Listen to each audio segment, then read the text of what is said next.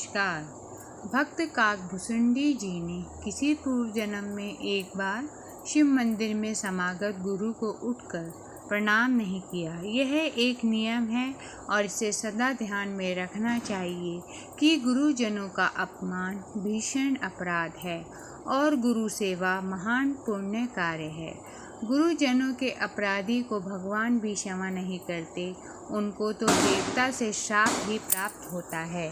पर दयालु गुरु या सच्चे स्वामी की शिष्य और सेवक पर सदा सहज ही स्नेहपूर्ण कृपा दृष्टि रहती है, जिससे उसका मंगल ही होता है।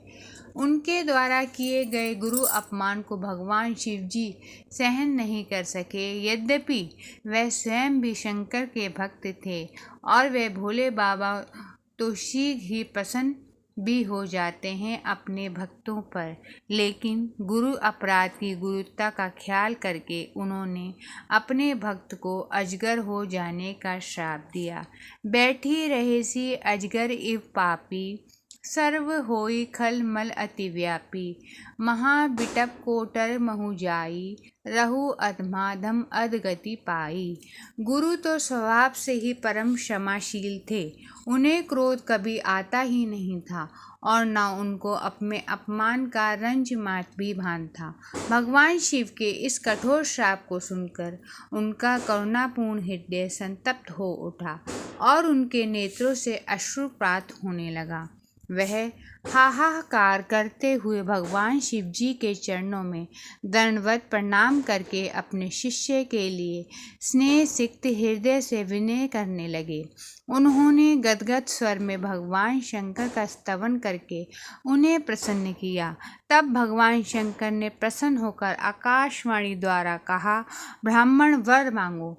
तब उन्होंने निवेदन किया, भगवान आप कृपा सागर हैं, मायावश भूले हुए जड़ जीव पर क्रोध न करके इस पर कृपा कीजिए और थोड़े ही समय में आपका यह श्राप वरदान हो जाए, जैसे इसका परम कल्याण हो। कृपा निधान वह कीजिए।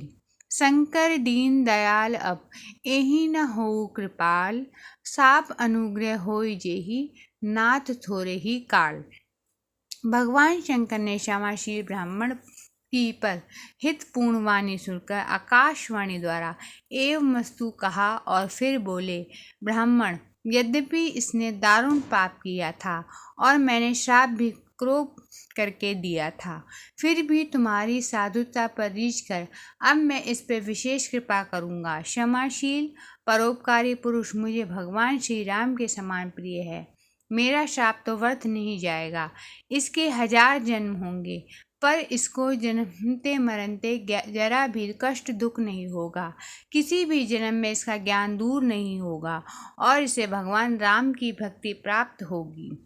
इस प्रकार क्षमाशील गुरु ने अपराधी शिष्य के प्रति शंकर के दिए हुए भयानक श्राप को मंगलमय वरदान के रूप में बदलवा दिया।